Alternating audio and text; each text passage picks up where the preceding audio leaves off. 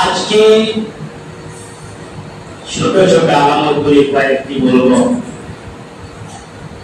কি কি বলেছিলাম আমরা? আলামত नंबर 1 दज्जाल असली है, नंबर 2 इमाम मेहदी असली, नंबर 3 हजरत ईसा अलैहिस्सलाम असली, नंबर 4 यजूज माजूज असली,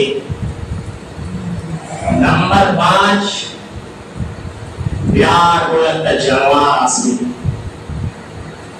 नंबर 6 जजीरतुल अरब থেকে অগ্নি আছে।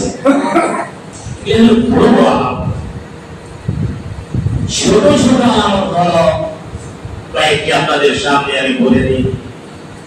যেহেতু তোমার বিষয় আছে সংকীর্ণ সমান, ইলম দিলে উঠে যাবে, দিনে ইলম শিখে উঠে যাবে, জাহিল এর সংখ্যা বেশি হয়ে যাবে। যে লোকটা জাহিল হবে তাকে উঁচু পর্যায়ে রাখা হবে। ইলমে দ্বীন, যারা দ্বীন ইসলাম দ্বীন শিক্ষা অর্জন করেছে তাকে উপরে রাখা হবে না। কাকে রাখা হবে? যে জাহিল, কিছুই বুঝে না, হাদিস করেন জ্ঞান, সেই লোকটাকে উঁচু জায়গায় রাখা হবে আর বড় বড় করে কথা বলবে। দ্বিতীয় নম্বর হলো আম ভাবে সাপ পান করবে, দারু পান করবে, গান বাজনা বেশি হয়ে যাবে।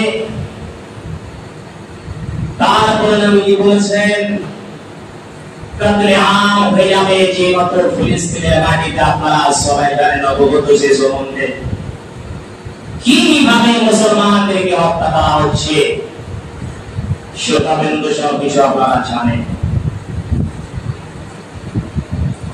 এগুলি হলো ছোট ছোট আলামত।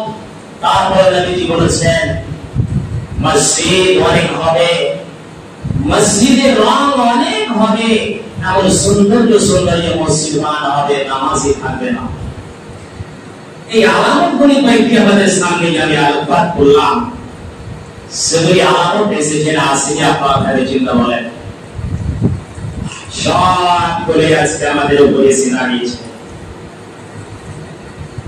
সেই যেই জায়গায় হোক না কেন, কোরআন হাদিসকে বাদ দিয়ে কোন সমস্যার সমাধান আজকে হচ্ছে না। শুধু আজকে পৃথিবীর মুখে হচ্ছে যাদেরকে টাকা পয়সা দেয়া, ঘুষ দিয়ে আপনি বিজ্ঞানকে যুক্ত করবেন, সেটি হচ্ছে না, হয় না।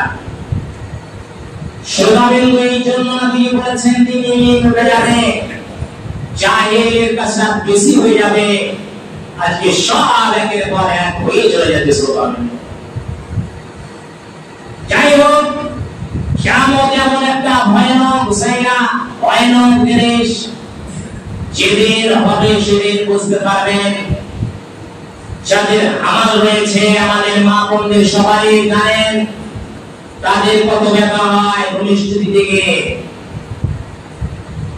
বাচ্চা প্রসব করতে গিয়ে কত ব্যথা জ্বালা যন্ত্রণা হয় তারাই জানে। তারা বলে মাটি যদি ফেটে যায় তো মাটির মধ্যে মনে হয় শান্তি যায়।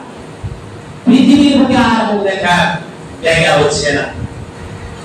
শ্রোতাবৃন্দ, সেদিন কাল কিয়ামতের ময়দানে কখন তার আমল হয়ে যাবে সেই নিজেই জানতে পারবে না। বাচ্চা প্রসব কখন হয়ে যাবে সেই নিজেই বুঝতে পারবে না।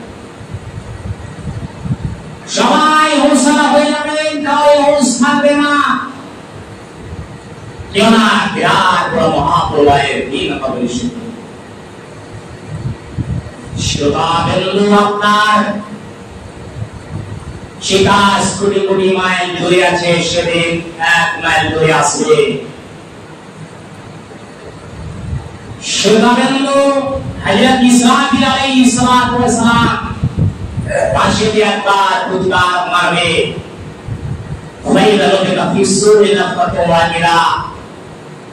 যখনই মারবে পৃথিবীর গোটা কিছুই থাকবে না,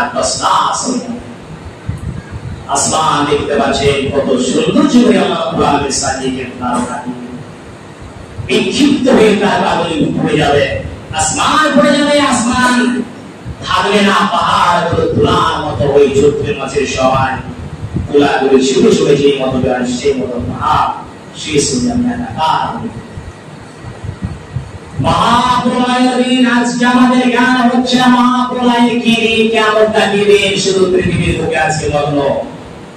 আমি কি থেকে বড় হবো, লোক আমাকে কিভাবে বড় করবে, সেদিকে আমাদের মগ্ন শুরু করবেন। সেই কিয়ামতের দিন এমন দিন হবে,